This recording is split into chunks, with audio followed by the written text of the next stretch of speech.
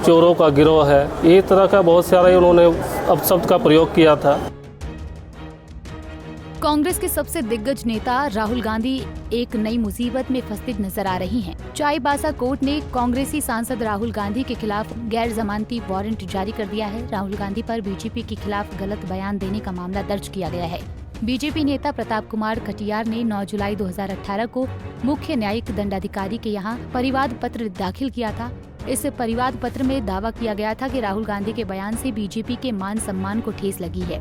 वहीं 20 फरवरी 2020 को हाईकोर्ट के आदेश के मुताबिक इस मामले को रांची के स्पेशल एमपी एमएलए कोर्ट में भेज दिया गया था। इसके बाद साल 2021 में रांची हाईकोर्ट के आदेश के मुताबिक इस केस को चाईबासा के स्पेशल एमपी एमएलए कोर्ट को सौंप दिया गया। चाईबासा के स्पेशल एमपी एमएलए कोर्ट में न्यायिक दंडाधिकारी ने संज्ञान लेते हुए साल 2022 में राहुल गांधी को समन भेजा था। समन मिलने के बाद भी राहुल गांधी न्यायालय में पेश नहीं हुए। इसके बाद न्यायालय ने साल 2023 में राहुल गांधी के खिलाफ जमानती वारंट जारी किया था। इसके बाद राहुल गांधी ने हाई कोर्ट में वारंट को रोकने के लिए वाद दाखिल किया था। इस वाद को 20 मार्च 2024 को डिस्पोजल कर दिया गया था। इसके बाद राहुल गांधी द्वारा चाईबासा कोर्ट में आवेदन दिया गया, इसे भी कोर्ट द्वारा खारिज कर दिया गया। अब चाईबासा कोर्ट ने राहुल गांधी के खिलाफ गैर जमानती वारंट जारी किया है। अदालत ने राहुल गांधी को 26 जून को न्यायालय में हाजिर होने का निर्देश दिया है। भारतीय जनता पार्टी के उस समय के तत्कालीन राष्ट्रीय अध्यक्ष आदरणीय अमित शाह जी के ऊपर टिप्पणी की गई थी राहुल गांधी जी माननीय सांसद जी के द्वारा कि हत्यारा भी भारतीय जनता पार्टी में राष्ट्रीय अध्यक्ष बन सकता है, और उसमें और भी कई बातें कही थी जिन बातों से मुझे बहुत आहत हुआ, क्योंकि मैं भारतीय जनता पार्टी का कार्यकर्ता हूँ। कार्यकर्ता होने के नाते मेरे मन में लगा कि भाई ऐसे पार्टी में हम जुड़े हैं क्या कि जिस पार्टी में इस तरह के बयान हमारे राष्ट्रीय अध्यक्ष पर दिया जा रहा है। तो जब हमने पता किया तो उसमें लगा हमको कि नहीं, मैं पार्टी में सही जुड़ा हुआ हूँ, लेकिन मेरे राष्ट्रीय अध्यक्ष के ऊपर गलत बयान दिया जा रहा है। तो मैंने अधिवक्ताओं से सलाह लिया, और सलाह लेने के बाद लगा कि अगर आप आहत हैं तो आप इस पर कानूनी कार्रवाई की मांग कर सकते हैं। उसके कुछ दिनों के बाद फिर मुझे कई लोगों ने और भी कहा, हमारे संपर्कित लोग, हमारे शुभचिंतक लोगों ने कहा कि आप कैसे पार्टी में जुड़े हैं जिसमें राष्ट्रीय अध्यक्ष आपका हत्यारा है। मुझे और तकलीफ़ हुआ कि मेरे पार्टी में सही में ऐसा कुछ है क्या। तो ये जो बार बार, एक बार नहीं, 2 बार नहीं, 3 बार मेरे निजी कार्यालय पर भी जब लोग आते थे तो कई बार इस विषय पर डिस्कशन हुआ।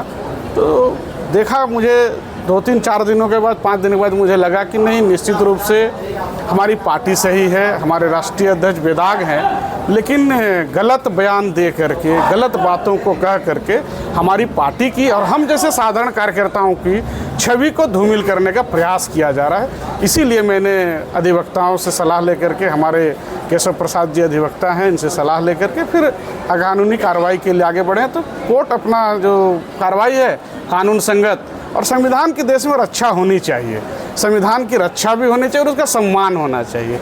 इसे मैं तो यही कहूँगा कि सम्मान सब लोग करें।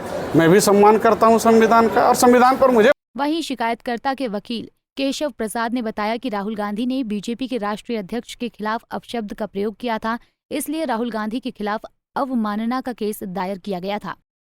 यह मामला 28/3/2018 का ऑल इंडिया कांग्रेस कमेटी का एक अधिवेशन दिल्ली में हुई थी, जिसमें सांसद राहुल गांधी जी के द्वारा भारतीय जनता पार्टी के खिलाफ अपमानजनक बातें कही गई थी, जिसमें उन्होंने कहा भी था कि भाजपा की सरकार में कोई भी हत्यारा अध्यक्ष बन सकता है, चोरों का गिरोह है, ये तरह का बहुत सारे उन्होंने अपशब्द का प्रयोग किया था, जिसको लेकर के हमारे चाईबासा शहर के प्रदेश उपाध्यक्ष उस समय थे प्रताप कुमार जी, उन्होंने इस चीज़ को यूट्यूब में और न्यूज़ चैनलों में देखा, और उसके बाद उन्होंने आकर मुझसे संपर्क किया और उन्होंने कहा कि इस तरह के बातें जो है राहुल गांधी जी के द्वारा कही गई है, जिसको मेरे मान सम्मान को ठेस पहुंचा है, हमारे कमेटी को, हमारे भाजपा सरकार को, उसके खिलाफ हमें अवमानना का केस दाखिल करना है। अब चाईबासा कोर्ट के आदेश का पालन राहुल गांधी को करना ही होगा, क्योंकि अदालत ने राहुल गांधी के खिलाफ गैर जमानती वारंट जारी कर दिया है। पंजाब केसरी टीवी के लिए जमशेदपुर से इंद्रजीत की रिपोर्ट।